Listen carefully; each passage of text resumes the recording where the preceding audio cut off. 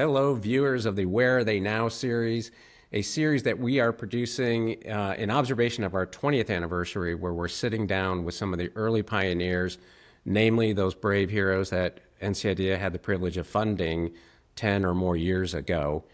And so it is today. I am joined by Dr. Sam Baer, founder of Corevist, a managed cloud-based solution for B2B e-commerce, implementation services, SAP integration, and ongoing support. Founded in 2008, seed grantee 2008, if I'm correct in that. Yep. Yep. And with that, let me just say, Sam, thank you for joining us today. Yeah, it's my pleasure to walk down memory lane. So, like I said in the intro, part of what we're trying to accomplish here is share these stories, because there's power in knowledge and sharing your experience with others, especially those that are trying to follow in your footsteps. From what I remember that 10-year ago meeting and to the present, you're a pretty humble guy. So your very impressive accomplishments wouldn't be obvious to people. And so it's my job in the next however many minutes we're together to extract a little bit of that story out from you. And I'll say this, how you jumped the line on our radar. We've been doing these series, and we published one recently with Eric Boggs at RevBoss, and you posted a comment on his post, which really got our attention. And if you don't mind me quoting you, you said, "I won an NC Idea grant my first year in business back in 2008. It was a major boost for us at the time. 14 years later, I retired from a multi-million, multinational company with many great memory stories and generational wealth right here in North Carolina. NC Idea gave us the confidence and cash to persevere. Great organization and great concept." Sam, are those your words? I would. Well, look, I've become a fan of ChatGPT, but those were my words, and I would say them again. Truly, yeah, it was huge. I appreciate that. It's nice to hear it, and especially because it predates my tenure here, and I don't think we get enough opportunities to remember those who started this, because it wasn't an obvious thing to do back in '05. I mean, technology-based economic development had started evolving in the late '90s, as a thing, and certainly the triangle was kind of exhibit A in the model. Right, go to where you had university density and IP, a pretty vibrant capital stack, but that didn't mean it was easy. Right. Right. Sure. Yeah. So I was hoping maybe we could start, and I'm going to drag you pre that company as well. But for right now, would you mind sharing a little bit of like what that was back in '08? I mean, I'll say this to tee you up. The fact that you're a gifted and accomplished accordion player is impressive enough. Wow, But the fact that you... Where'd you get that from? Oh, we do our research. Oh my God. But the fact that you started a virtual organization ostensibly, right? Yeah. Yeah. Pre-COVID? Like, Oh yeah. could you do a virtual organization without Zoom? Exactly. There are plenty of stories around that. Yeah. Yeah. Well, why don't you start us there at the beginning? The beginning of the company? Well, the beginning of the company, I have to say, so if the company was formed in 2008, the beginning of the company actually was in like the late 1990s, the idea for the company. And it started when I was an employee at one of the hot, literally the name of the company was HAHT, H-A-H-T software. It was founded by Richard Holcomb and Roland Archer and Tyler Bennett and one other fellow, I can't remember the name. Anyway, so I showed up on their doorstep in the late 90s. Their mission, pre.com, in the late 90s, they built a great piece of software here in the Triangle, venture capital funded, that was meant to take static website building into the dynamic database building of websites. So they built tools to build websites. And it was really cutting edge in those days. Oh yeah. And and it was called Hot Software. And I showed up as a service guy. I like building applications. I'm not big on software tools, but I like building stuff that people use. I showed up on their doorstep, and they wanted me to start up a professional service organization for them. Just selling tools wasn't working, so maybe we can sell services with the tools. And I said, yeah, I could do that. And we started building projects with those tools. One of them was like the Duke executive MBA program, Duke alumni program. We built websites for them here. But if you remember, the late 90s, there was this thing called Y2K. Mm-hmm. And the world was going to end on January 1st, 2000. And so many manufacturers prior to year 2000 had to replace all their legacy systems with something. And this company called SAP, like that was their heyday, right? So then they were selling these ERP systems left and right to manufacturers to get rid of their exposure. I'm selling web development tools to universities, to building applications, and all of a sudden I get an inbound call from KPMG. We found your tool set. We're implementing this ERP system. We're at Kohler. They're a manufacturer. They want to sell backup generators over the web. We don't know how to use your tool set. Can we borrow one of your consultants? And so I sent them, I didn't know what SAP was, but I sent them a consultant, and then they want another consultant. And then Anderson calls me up and says, we're building an ERP system, we're implementing an ERP system. We want to build a distributor portal. Can you have consultants? And then like, I'm doing great. I'm selling a consultant. But then I asked the question, what's a distributor portal? What's a distributor portal? And we do some research. And I say, hey, why are we selling services when we can build a product? Like, why don't we just build this distributor portal and have it pre-integrated with SAP and start selling it as a package, which we did, and it was quite successful. And Hot Software changed its name to Hot Commerce because there was a big pivot away from selling tools to then selling this application. And then they got into that game. And then, of course, the dot-com window, you know, the market died. And that company got sold. The whole idea folded. But we had like 70 manufacturers who were on this platform. And it was the major generator for the company. But they got sold. So I went into my next phase in life. And I was consulting and you know, basically my wife said, you're not going to go work for anybody anymore. You're just going to work for yourself. And in 2007, a couple of guys that I had hired to build the software and implement the software approached me and they said, you know, we think there's still a need for web enabling ERP systems. And we're making a lot of money servicing the ones that we've sold. How about we start a business? And I literally said, I'm not starting a business. I do not want this business, but I'm a consultant right now. If you pay me money, I'll do research to see if there's still a market here. This was in 2007. They paid me the money. I did the research. There was a market. Let's start the company. And that's really how the company got started in 2008. Right around my 50th birthday, I became an entrepreneur again. And started the company. So it's never too late. Oh, no. And I brought a lot of experience, a lot of knowledge of the market. And that first year, our goal was, basically we bootstrapped it. We each wrote a $9,000 check. So $27,000 bought its hardware and software. We had no offices. We took no salary. So when you guys showed up and said, hey, we want to give you $40,000 to start up your marketing and sales and build a website, that was that was just amazing. And so within that first year, our goal was to build a product, get a website up, and get a client.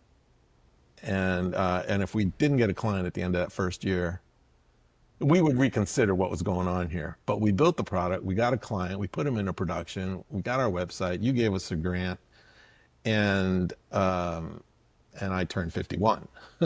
And I said, this is really good. I think we can make this thing work. The only problem, I said, in the future is I know we can make it work technically. I know we can make it work from customer support services, etc. The only problem we're going to have here is sales. How are we going to get sales, right?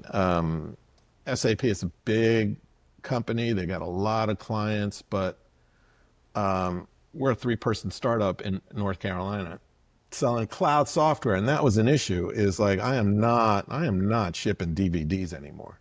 Like 2007, 2008, we're kind of on the front end of a lot of stuff here. Cloud being one of them, virtual company being another one. And we just put our foot down. We said, we're going to figure this out. We're going to be a SaaS company, and it's going to be in the cloud. I'm not shipping DVDs, and we're going to do it remotely. It's all going to work, and at the end of year one, we hit our goals, and the rest isn't exactly history. I mean, there was a lot of work in the next 14 years, but that's how it got started. Sorry for the long-winded answer, but that's... No, it's fascinating, and I got to tell you, just as a side note, we have a lot of parallels in our career. Oh. I was running a staff augmentation company leading up to Y2K, so I had COBOL, I had DBA. Like, we were doing so much retro coding. Yeah.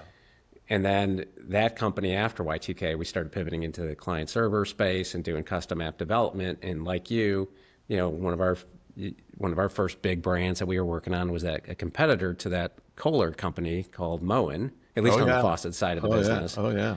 And I remember, building the first commerce-enabled website for Sherwin-Williams.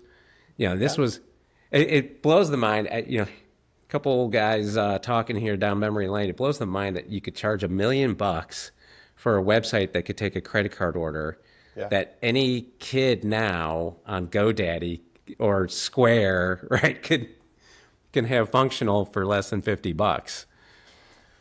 Well, so that was part of the challenge that we had, growing the company is like, oh, come on, what are you guys doing? It's so simple. Why are we paying you what we're paying you? Why should we pay you recurring every month? Just sell us the software. I mean, there were a lot of obstacles to growing the company.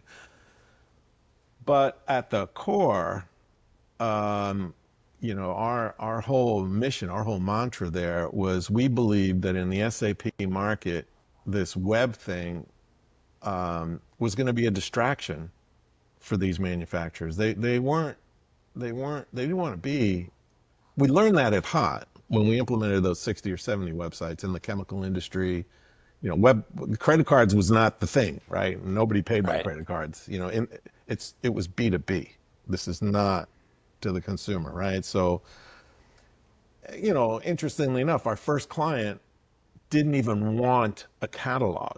They did not want a catalog. They just wanted a shopping cart that was integrated to their ERP system, because the ERP system is what told them the customer contract pricing, the availability, SAP was doing all that work. So it was really a thin front end with no catalog.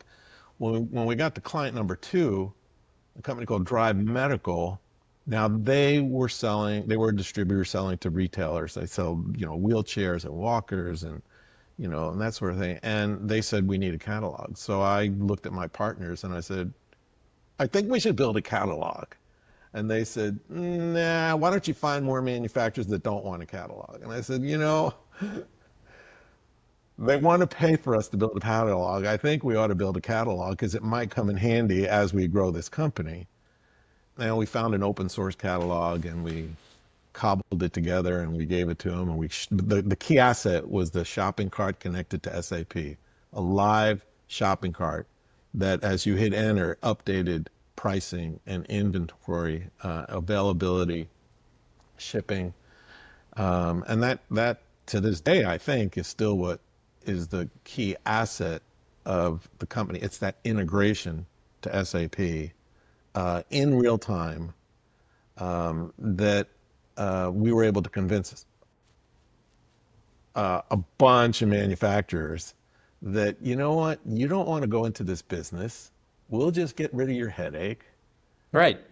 And you can focus on stuff that really matters to you, you know? And so we got companies large and small, Honeywell, Merck, and you know, on the high end, and a bunch of mid-market clients, all because their main interest was, we have this investment in SAP, it has all the data, we don't want to replicate it, we don't want to support it on 2 platforms, we have people that want to come to our website, they know what they want, they're business customers, and we want to get rid of our fax machines.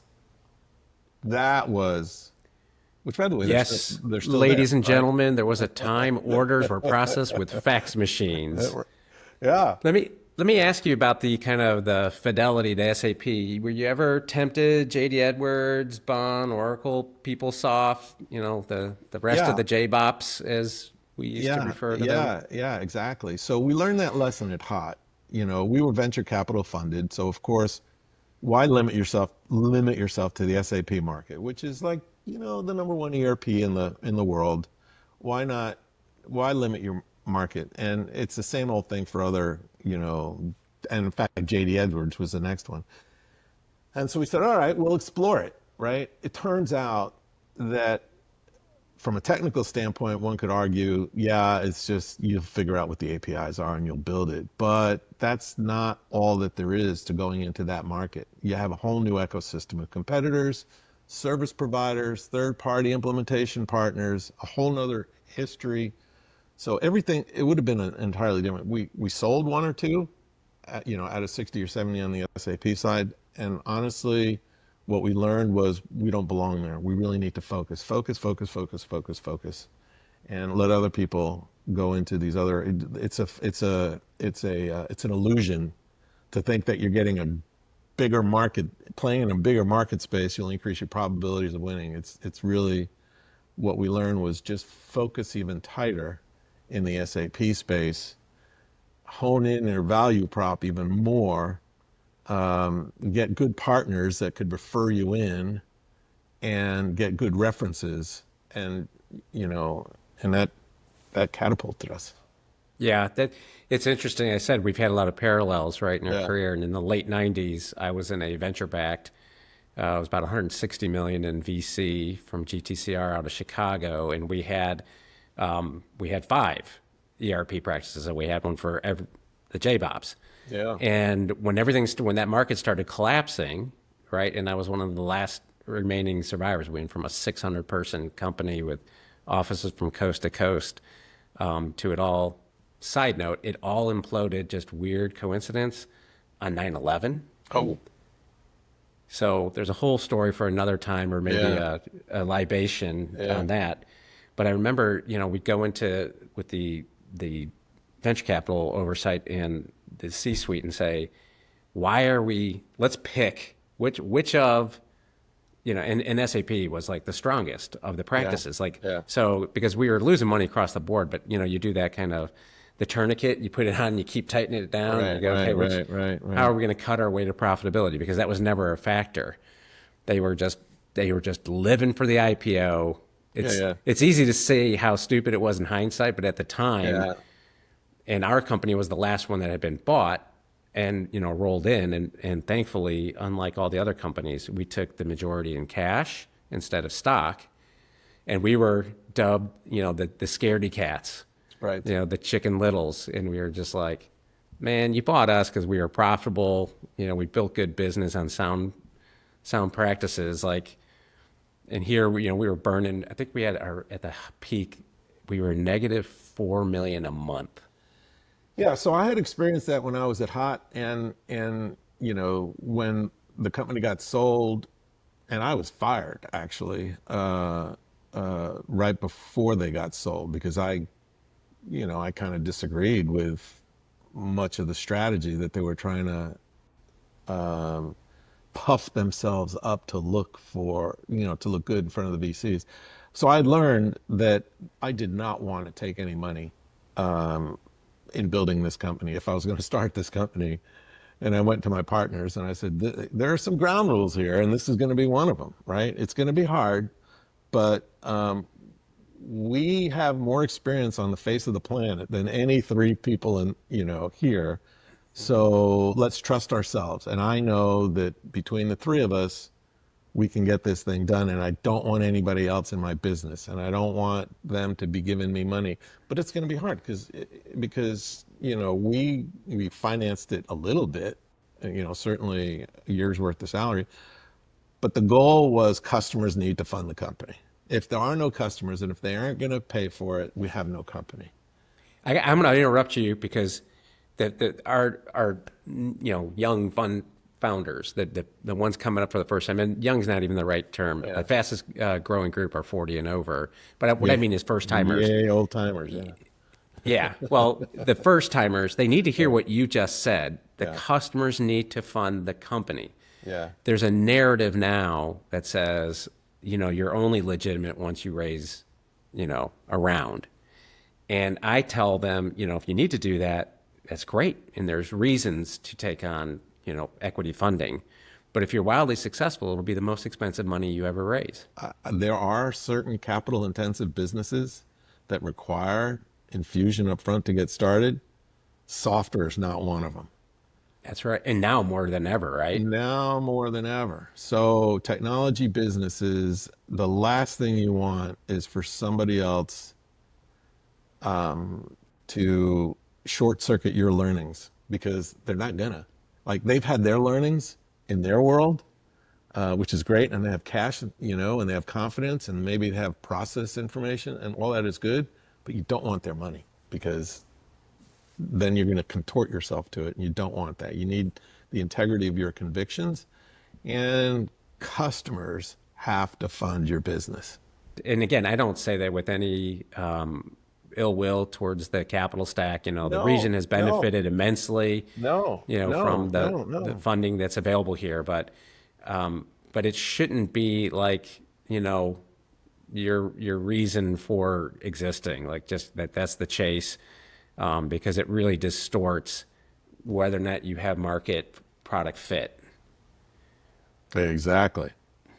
And That's exactly right. And it's great that I can point to somebody with your impressive accomplishments and say, and don't take my word for it. There's a guy who lived it. Yeah. But you did take money eventually. I did. Is that something you can share? Yeah, of course. So I started the company when I was 50. By the time I got to be 60, and we were still growing, I didn't have the energy that I had when I was 50. I had more wisdom, but I also saw that I didn't have as much time in front of me as I did behind me in life, and this was a lot of energy, and it was taking up a lot of energy. So I wanted to figure out how I was going to retire, right? How is it going to end for me, right? I didn't want it to end for the company, but right. but how is I going to get out of this? And I had there was a moment that, like, the brick hit me over the head. Boom, just like that. Like that year, like 10 years into the company, I have my management team together at an quarterly offsite, and we were trying to figure out, I don't even know what the specific problem was, but I was leading the room to converge on solving this particular problem. And we had come up with like 2 or 3 alternatives. And I look at the management team and I asked them, I said, how are we gonna decide? I already know what you're going to say. And so the director of sales says, we're going to decide the way we always decide. We're going to use the GTS methodology. And Go to Sam. That's it. That was it. And I said, oh no, this can't be. So on that day, I started to figure out, how do I organize this company so that I don't have to run it, so that somebody else can look at it and say, we could buy this from you and we don't need you, right?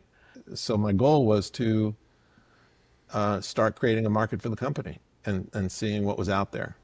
So I started answering some of the inbound emails that I was getting from all sorts of folks who knew us, right? And said, hey, you want money? Hey, you want money? We're good. We know B2B. We know this. We know that, you know. It's nice when they offer it, right? They come looking for you. Yeah. So, you know, I start learning and going, exercising, you know, some of those conversations and realizing that, you know, not all of them were interested in what I was doing, but I improved my pitch. And then there was the convergence of where I was at and what I wanted with the startup of Jurassic Capital. In fact, we were their first B2B investment. Oh, that I did not know. I mean, obviously, yes. we know our friends at Jurassic well. They're a Yeah. great asset for the ecosystem. They are really good for the ecosystem. And they were starting out about the time that I was branching out. First investment that they made was March of 2020, because the next day, COVID shut down the world. The second investment, so that was a minority investment in the company. And, you know, they took over majority 2 years later. So that was in Yeah, I think it was May 2022 when you guys closed a $5.4 million Series B. Yeah, right. Yeah, and the next 2 years we worked together to sort of continue my investment of shoring up the company process-wise, but with an eye towards accelerating growth. So they brought in their expertise, process-wise, infrastructure. So we brought in a person that was my integrator, which totally relieved me of almost all my burdens. And now I can just work with them and the next round of financing. And I mean, we had a lot of, and they brought in a CFO help. I mean, we had a lot of issues. I mean, at the time, not only, well, we went offshore for development, you know, maybe in year 6 or 7 or 8, somewhere around there. Again, you're bootstrapped, you need resources. You're not going to pay a college kid $100,000 a year to, you know, so we go offshore. And over the course of that time, turns out that where we picked was a country called Belarus. And so they had an internal stolen election revolt. So we had to take all of our Belarusian employees, and we had built a company there, and we had to move them to Poland. So we had this great escape that we had to so like, you're building a business, but you don't think you have to get involved in global politics, but we had to get involved in global politics because these are people that we had to take care of. And so there was a lot of stories along those lines, but Jurassic was there helping us through it, you know, and so, you know, we did that for a couple of years, and then the time came where I was ready. So we needed either pull the trigger on the next tranche with the Jurassic guys, or I was going to go and back into the market, and you know, they could be a minority investor and I could find somebody else. But, you know, by that point in time, they had been in the company for 2 years. They knew the company better than I did. Right. I mean, they had put their people in key positions, and you know, so it just made sense to. Are they still holding Corevist, or? Oh yeah. Did they... Oh yeah. They brought in a CEO, because that was part of the holdup, right? Is they didn't want to they didn't have a CEO. They were going to go on, you know, a hiring thing, and they needed somebody to run the company. So they in our road show to get people to fund to come in with them, they found somebody to be the CEO of the company. We couldn't raise any funds from anybody else, so that's when they said, all right, so we'll buy you out. We'll put a little bit of money into the company. We'll hire this CEO, and thank you very much. Yeah. And as long as it's an ATM machine for them, I mean, that's the other part that I'm impressed with. I think Joe might have a little bit of a different view than many. I think he takes a little bit of a longer view, longer, community based. You know what his newer venture, Primordial. Yeah. I think Primordial now can boast as a percentage of the total, so maybe not in aggregate, but as a percentage of their portfolio, they have funded the most NCIDF funded companies. It's just a great natural pipeline. Yeah, for sure. You know that You we know, serve. and that's sort of like evidence of the fact that the world changes, right? Because when I first was talking to them, it was like he built a B2B company, quite successful, and quite a successful exit. And so that's what they wanted to do. They didn't want to get into the startup. They wanted companies with revenue in the B2B space. And, you know, then you watch what he's done. He's done some amazing things in the way that he's grown and his publishing and his event business. And now he goes into Primordial, you know, and now he's in multiple cities. I mean, it's very positive. I would say though that, when they invest in B2B companies who have revenue and they take out the founder, there's a skill in making that happen, right? Because having run the company for 14 years, while you inspect it and you see it could run without me, you know, there is a lot of institutional knowledge that founders have in the company, you know. I mean, your company was running on the market. GTS operating system, Right, for right? the longest time, and they know something about the market. They know something about strategy. They know something about the product. They know something about, you know, timing. You know, and that transition is really not that simple. And that's one of the lessons that I think I've learned. I don't know that they've learned it, but I've learned that you need a smoother transition. It was a little abrupt, which was a little difficult, frankly, because the culture changed pretty quickly, the strategy changed pretty quickly, the product positioning changed pretty quickly, the relationships with SAP changed pretty quickly. A lot of things changed pretty quickly, all in the name of accelerating growth, because no one's going to invest in a company if it's just going to be an ATM, right? Right. And in fact, I think it's proven that it's been a little bit harder than anybody thought. But the good news is, you know, they're hanging on to it. They're, you know, but circle all the way back. You asked the question, so, but you did take money, Sam. I said, I did take money, and it wasn't to grow the company. It was to give somebody else a chance to run this company. This conversation has been such a delight because there's just these commonalities. You're like an older brother. You're ahead of me by about a decade, but just the stages, the life stages with those kind of important birthdays and. Well, you know, so I would like to, because there is life after an exit, right? Yeah, I was going to ask you, please tell me what you're up to now. Yeah, like there was always a lot of ridicule for the exec that exits and then buys a house on the, you know, at the beach and a boat and like, so what did all we the do cliches? What did we do for the community? Well, I've had that house on Carr Lake for 18 years. It precedes me starting Corevist. In fact, you know, my two co-founders, we had that first meeting up there at that lake house about whether or not we would start. So I've had that lifestyle for 18 years. I live half the time in Durham and I live half the time at the lake house in Virginia. That's not an exit thing. That's been almost 20 years now for my wife and I. But when I did exit, you know, she and I would have conversations, and I would say, "Well, I don't know, what am I going to do?" You know, she would say, "I am not worried. you're going to figure something out. And I know what I did not want to do. I did not want to go back into the entrepreneurial world.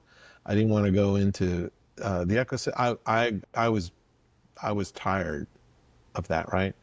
Understandably so. Yeah. But what happened was I got a few months after my retirement, I got a phone call from my grandson, and he says, I'm having a tough time with mom. Mom's my daughter.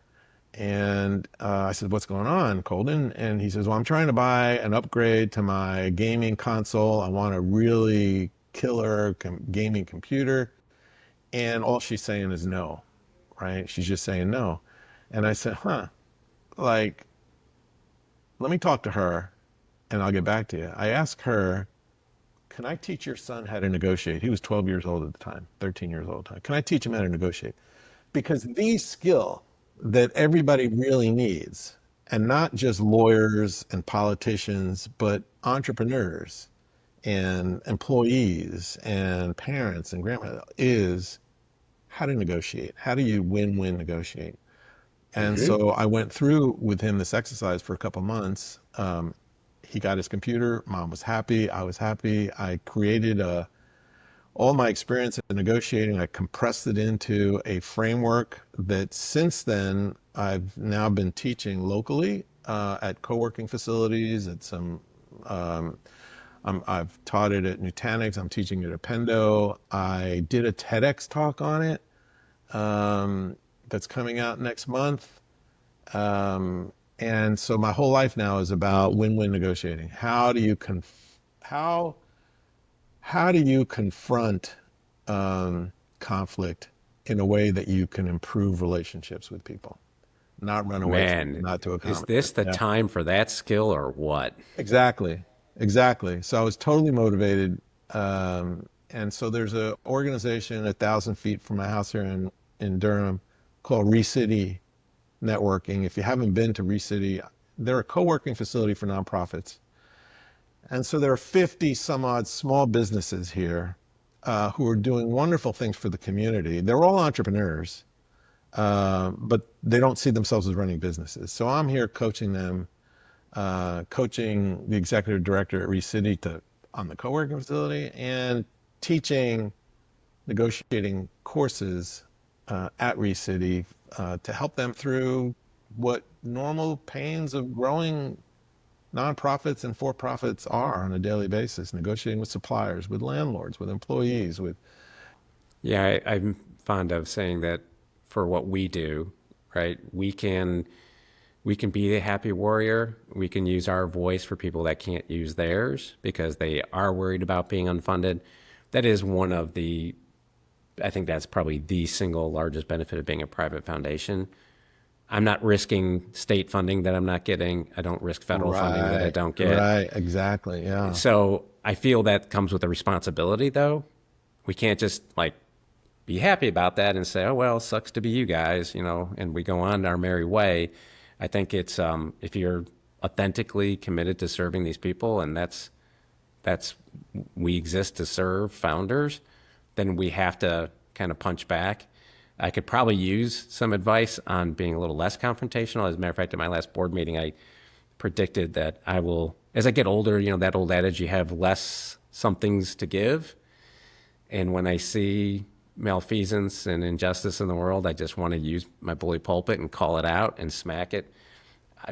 I'd say it's a coin toss that gets me fired eventually because it's just going to be picking that fight, but that's going to be okay because I've been we, fired 3 times. I think that's like, I'm not saying that that's what should happen to you, right? Like, no, you're doing a great job here. But I think at the end of the day, even negotiators have a BATNA. They all have a best alternative to a negotiated agreement. They all have an exit point, at which point you say to yourself, I can't be in this conversation anymore. And because it's not working with my values. It's not, and so we all have that BATNA.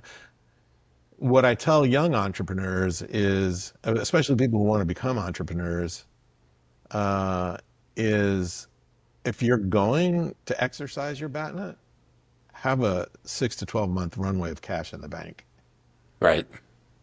you know? Because that's going to be kind of the cool down period. Because that's what's going to happen.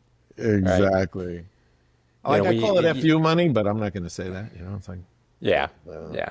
You're more dignified than that, but I like the you know, that notion of, you know, you said the V word, the values, Yeah. and you know, we have for almost a decade now put equity at the core of what we do. You know, prior to my arrival, you were the prototype. And I used to say tongue in cheek, you know, what we used to fund were two white dudes from Duke or Carolina, or state, you know, flavor of choice. yeah, Two white dudes from the Triangle Yeah. with a B2B SaaS app that fill in the blank. yeah, yeah. And that was the portfolio. Yep. And then I add, just to be more obnoxious, I'll say, and every once in a while we screwed up and fund a white dude in Charlotte. Yeah. And so 90% of our funding Yeah. up through 2015 was white, male, major metro. Yeah. And by the way, that's not an indictment on the previous administration, because that was the model that And don't hold that T-Bag- against me either, right? no, Yeah. no, not Yeah. at all. Right. I mean, that was where, you know, I'm a big fisherman. I don't golf, but I fish. Right. And when you fish, you go where the fish are, right? And that's where the fish were, Right. right? Right. But I had this, you know, I just left Kaufman's. I had this global perspective on ecosystem building. I started understanding the true value in historically underserved and marginalized populations, right? We all have the same genetic potential. Yeah. What's not the same is access, capital, debt Right. capacity, Correct. networks, mentoring. Correct. So the big thesis was, you know, could we eat our own dog food and do discovery, customer discovery? Could we start with some, you know, test grants? And that's what we did. You know, the micro grant didn't exist when you got the seed grant. Correct.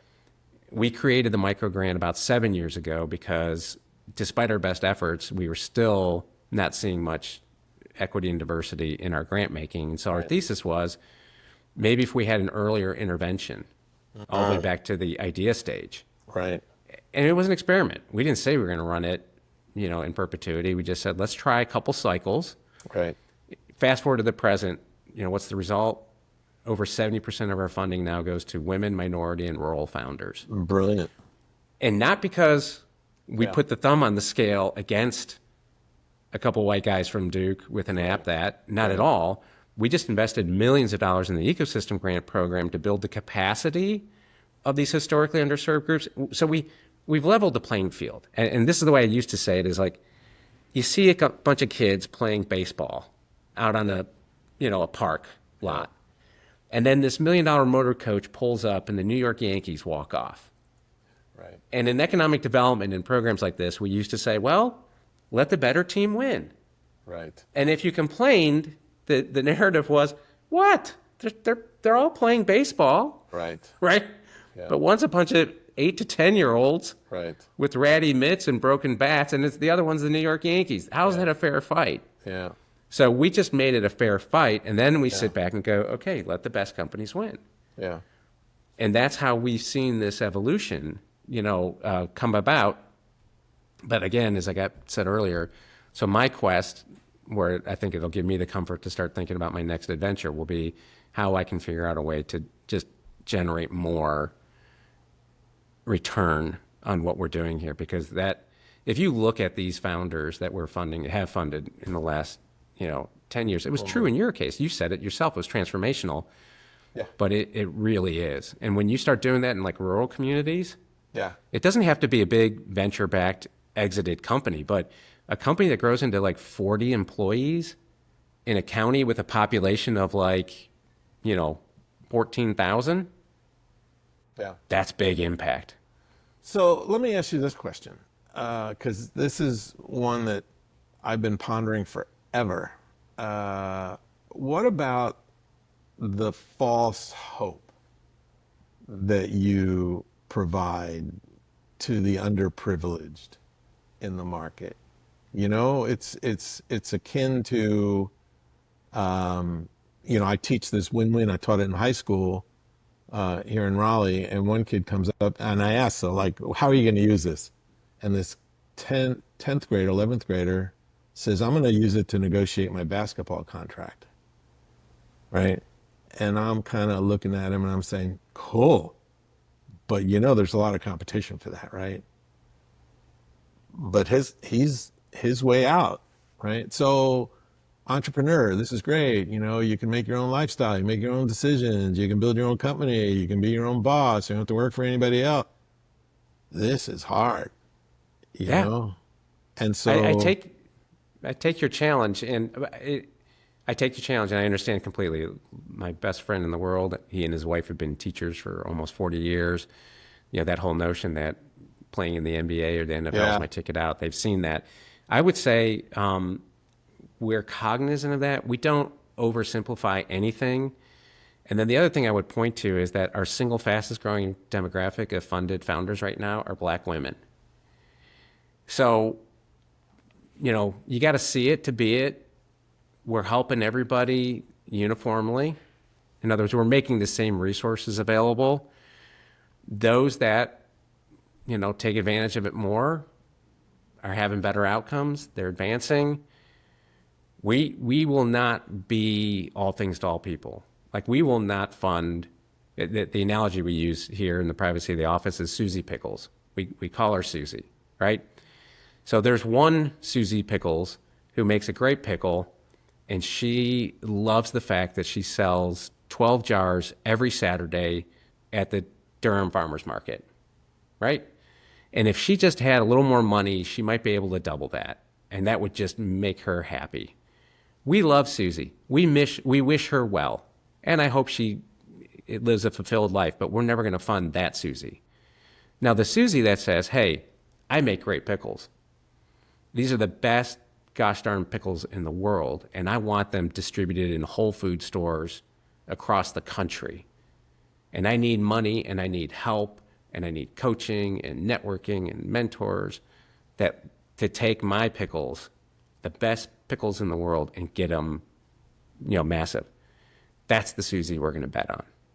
And so our process is really trying to find those needles in these stacks of hay and moving them along. And I think over the years, every cycle we obsess. We do a postmortem on data every freaking cycle.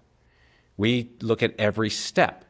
When we went from the gross application pool down to the semifinalists, what did those numbers look like? Who was making that cut? Were there trends that we were seeing? Is there something we don't like? And we'll tweak on the edges all the time. Like I said, I don't think we try not to give false hope. I understand the danger in that. And I'll be the first one to tell you, having the scars myself, like as somebody who had to personally guarantee a $2.5 million line of credit and was so afraid to do it, he didn't tell his wife and almost got away with the crime until 2 days later, the bank sent a courier to the house to get a signature on a document they forgot. Right. Luckily, we didn't divorce. It's 36 years married. She hasn't divorced me yet, but congratulations. I get that, right? Yeah. But we're not trading in dreams. We're trading in reality. Yeah. And we're investing heavily in the ecosystem that makes sure that we manage expectations. Yeah. Yeah. More accurately. I think I love to hear what you're saying, and I think the key here is it's not just about the money. It's about the help. No. And if that comes with the money, which comes with organizations like yours, as opposed to VCs or private equities that say that they will give you money plus all this expertise, and as soon as they get the money, they forget the expertise and it's not relevant to you, et cetera. Then I think so. I'll leave it with you saying, I have some expertise that I'd like to offer your folks on negotiating. So if That would be awesome. So just let me know, and we will take you up on that. Yeah, for sure. Yep. Our producer has just given me kind of like hey, we got to land the plane. Okay. But I can't do it until I got to ask one more personal question. I hope you don't mind. Yeah. How does a high school dropout go on to getting his PhD in chemistry? Yeah, exactly. Yeah. So the way that happens is you live in Queens, you go to high school in the Bronx. I went to the Bronx High School of Science. It's about an hour and a half. A 14, 15-year-old is now traversing two or three trains an hour and a half away. So then you say, you know, I love this school. I'm learning a lot here, but it's a lot. I don't want to do this. So I'm going to register in a senior year high school, freshman year college at Queens College, which reduced my commute to 30 minutes. And so I did that. They would give me my high school diploma and I would do my first year in college. Halfway through that year, my parents moved to Florida. And, you know, I was like 16 years old at the time. And so when I moved to Florida, I became a transfer student from Queens College to Miami-Dade Community College. Nobody asked me about my high school. And so my high school never came after me. And so I never got my high school diploma. And so That's amazing. That's how you become a high school dropout. College, I graduated at 19, you know, because education was my way out. I needed to do it. And then when I got to be 19 and I graduated with a bachelor's in chemistry, what am I going to do? I'm too young. I like the folks here. They play softball on Tuesday nights. Why don't I sign up for graduate school in chemistry? And that's what I did. And then became a chemist at 23, PhD chemist at 23. And so that's how you do it. You go to school a lot and then your parents move you and then people forget to ask, are you a high school graduate? And I'm like, no. We're missing your transcript. Yeah, exactly. Anyway. Just, I know you said that also humbly, but it's impressive. And it was more into me understanding how it was that you were so successful, you know, with Corevist. And then my last, and I promise this is my last question. Yeah. Why do you like puffins? Wow. I just want to show you. I do my homework for these things. You really do. Yeah. No, you know, I went on vacation a couple years ago with my wife to Newfoundland, and I said I'm going to take a picture of a puffin, just because I'm a photographer, and but it wasn't puffin season. Like they were gone. Like there's a time you can go up there, and there's they're all over the thousands. place. Yeah, and so when we went up there, they were like, no. So I had this long lens, and I finally got a picture of my one puffin. So it's not that I like puffins; I just want to take a picture. No.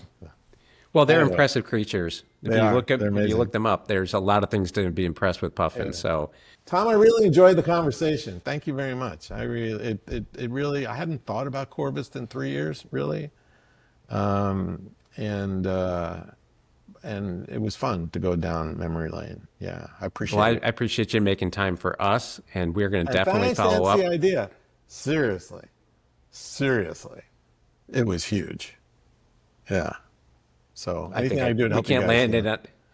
We can't end it any better way than that. Yeah. So let's say goodbye and thanks again. And you'll be hearing from me on that offer about teaching negotiation. Yeah, awesome. Thanks.